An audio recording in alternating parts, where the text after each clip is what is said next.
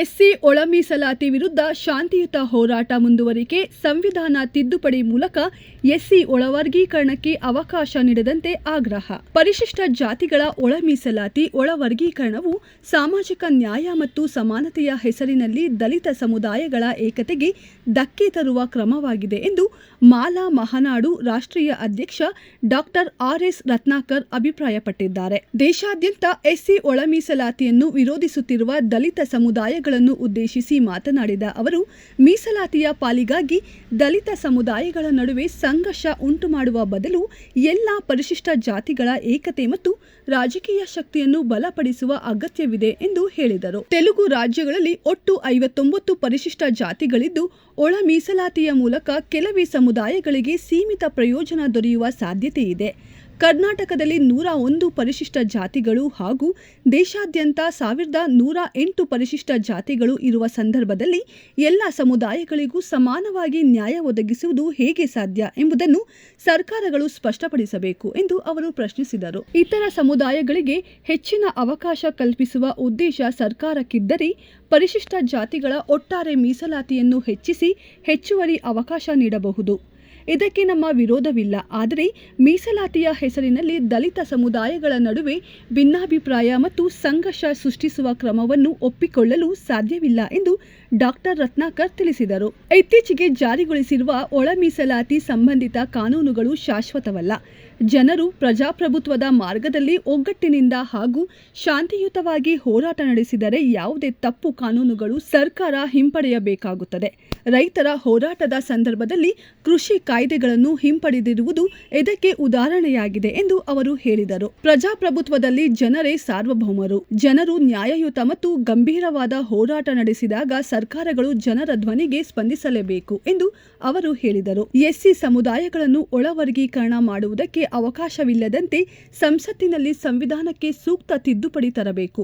ಈ ಬೇಡಿಕೆ ಈಡೇರುವವರೆಗೆ ನಮ್ಮ ಹೋರಾಟ ನಿಲ್ಲುವುದಿಲ್ಲ ಎಂದು ಡಾಕ್ಟರ್ ರತ್ನಾಕರ್ ಸ್ಪಷ್ಟಪಡಿಸಿದರು. ದಲಿತ ಸಮುದಾಯಗಳ ಏಕತೆ, ಹಕ್ಕುಗಳು ಮತ್ತು ಸಾಮಾಜಿಕ ನ್ಯಾಯವನ್ನು ರಕ್ಷಿಸುವ ನಿಟ್ಟಿನಲ್ಲಿ ಎಲ್ಲರೂ ಶಾಂತಿಯುತ, ನಿರಂತರ ಹಾಗೂ ಪ್ರಜಾಸತ್ತಾತ್ಮಕ ಹೋರಾಟಕ್ಕೆ ಸಜ್ಜಾಗಬೇಕು ಎಂದು ಅವರು ಕರೆ ನೀಡಿದರು. ಈ ಸಂದರ್ಭದಲ್ಲಿ J. Keshava Prasad, M. Naresh, G. Govindappa, Aravinda HN ಸೇರಿದಂತೆ ಹಲವರು ಉಪಸ್ಥಿತರಿದ್ದರು.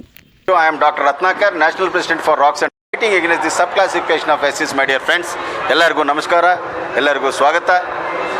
ನನ್ನ ಆತ್ಮೀಯ ಕನ್ನಡ ಸ್ನೇಹಿತರೆ, ಈ ದೇಶದಲ್ಲಿ ಎಲ್ಲ ರಾಜಕೀಯ ಪಕ್ಷಗಳು, ಅದರಲ್ಲೂ ಬಿಜೆಪಿ ಮತ್ತು ಮೋದಿ, ಎಸ್ಸಿ ಮೀಸಲಾತಿ ವರ್ಗೀಕರಣದ ನೆಪದಲ್ಲಿ ದಲಿತ ಸಮುದಾಯವನ್ನು ವಿಭಜಿಸುತ್ತಿದ್ದಾರೆ ಕನ್ನಡ ಸ್ನೇಹಿತರೆ.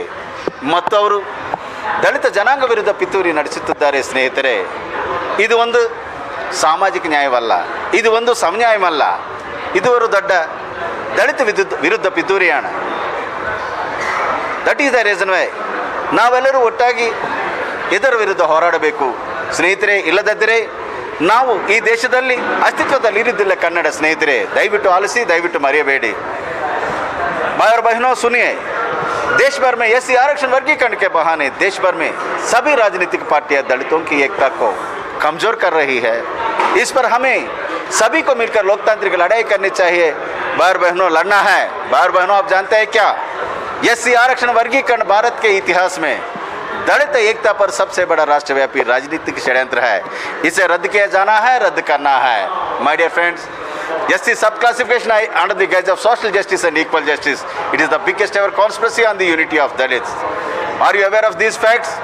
BJP and Modi is doing conspiring against the unity of Dalits. Their main aim is not to look at the achievement of independent political power even in the Devs, my dear friends.